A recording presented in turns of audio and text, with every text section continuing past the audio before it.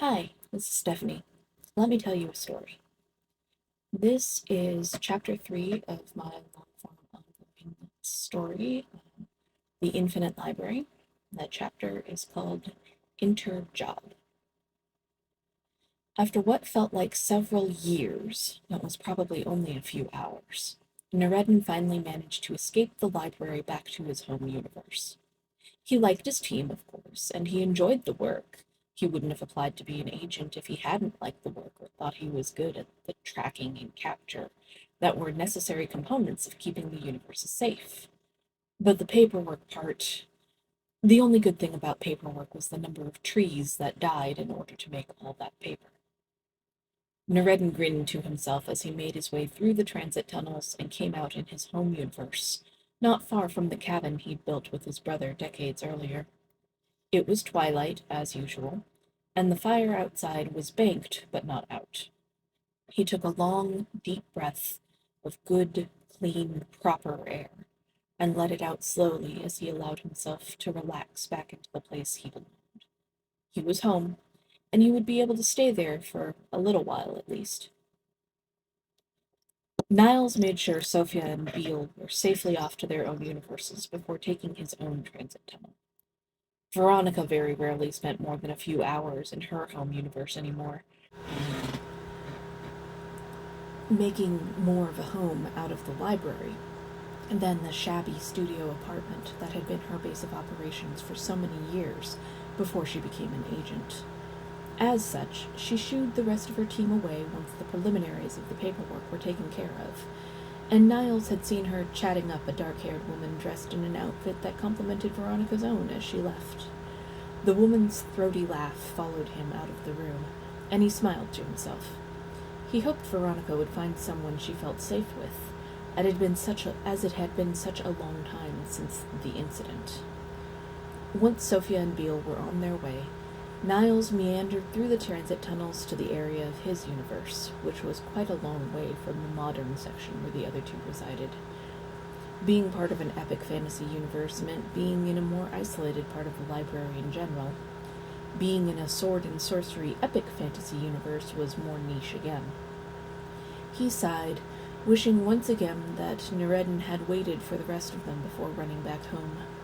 At least the dwarf would have been company for the trip to Epic Fan, even if he branched off well before Niles.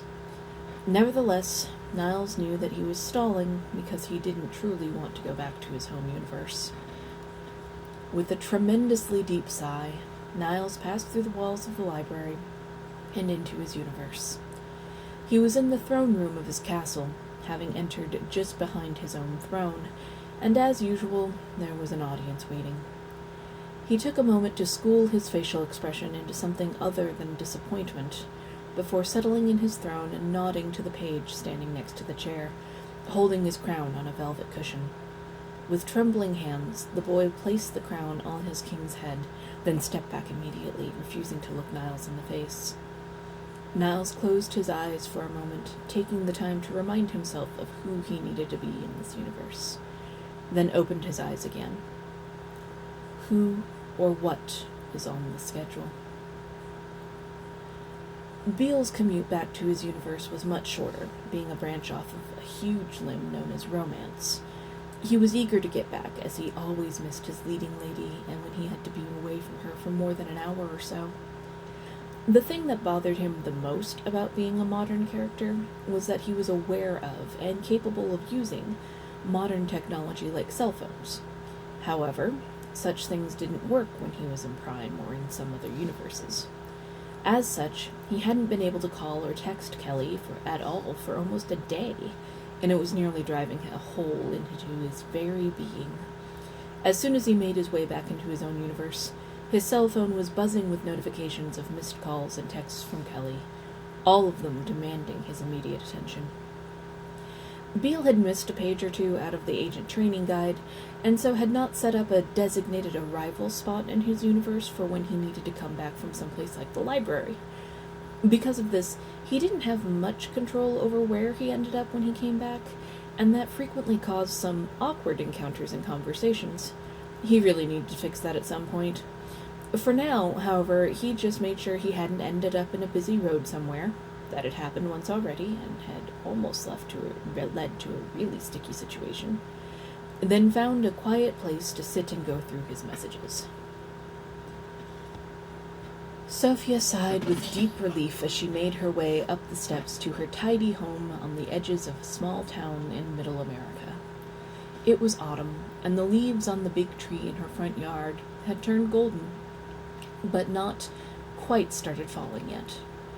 A cold wind blew briefly, but the sun was bright in the early afternoon, and the weather didn't seem to have decided if it was going to swing out of summer entirely or have one last burst of heat. Sophia leaned on her cane at the top of her steps, looking out from her front porch at the yard and the almost overgrown land around it. For some reason, she didn't feel the pain in her back and hips quite so badly when she was somewhere other than home, and she nearly forgot that she needed the cane. Every time she came back to her universe, however, the pain was patiently waiting for her, reminding her that she wasn't the hale and hearty lass of her youth. Still, at least she was able to have these brief interludes, which wouldn't have happened if she hadn't become an agent. For all the trouble and anxiety, being without pain for even an hour was worth any amount of frustrating paperwork. Noureddin worked through the ritual of building up the fire and checking the wood pile before even going into the cabin. He knew that he needed to eat, and it would be important to have the coals heated and ready when he had the food. The fire was nearly always his priority. It also gave him a few minutes to shift from the mindset of dealing with people from the other universes to being back home, and only having to worry about being him. His was a good life, and he didn't always appreciate it as well as he should. As he sat by the fire, feeding another small log to the growing flames, he heard the soft footfall of his dearest companion walking toward him. Without looking, Noureddin spoke. "Missed me, did you?"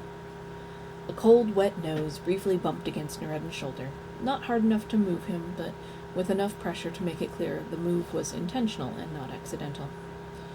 Noureddin heard his companion's haunches drop to the ground as they sat, still holding themselves at attention in case something required chasing or attacking, but not actively on alert for intruders, and he felt his shoulders lose some of their tension. If Lomo was relaxed enough to be attentive but not on alert, then they were probably safe. After prodding the coals once more with the poker his brother had fashioned out of an old pump handle, Noureddin finally turned to face his companion. Lomo was a beautiful wolf, with amber eyes and gray fur that faded to white around his eyes and muzzle. He was still fairly young, as wolves went, and had been Noureddin's companion for more than 3 cycles. His eyes met Noureddin, and the words appeared in the dwarf's head as clearly as if they had been spoken aloud. "Miss is a strong word, but you are a much better cook than Theodore is. Thus, I am pleased you have returned." Lest Noureddin be underwhelmed by the show of affection, Lomo lowered his head, and the two friends touched foreheads in a manner that spoke of a long, close companionship. "Well, let's see what food there is to be had, then," Noureddin said, stretching as he stood. Lomo stood and walked next to him, which put his back at about the height of Noureddin's waist. It was one of the many things that felt wrong about the other universes. So few things were sized properly for dwarves, and everyone seemed to believe that the taller was better.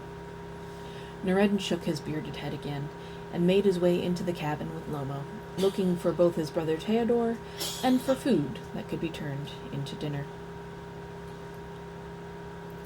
So this is part 1 of chapter 3, the interjob, and thank you so much for listening, and if you want to keep hearing this story, there will be more of it coming to this channel. Otherwise, you can also read more on Royal Road, and you can find links to that from my blog, insertscenehere.blogspot.com.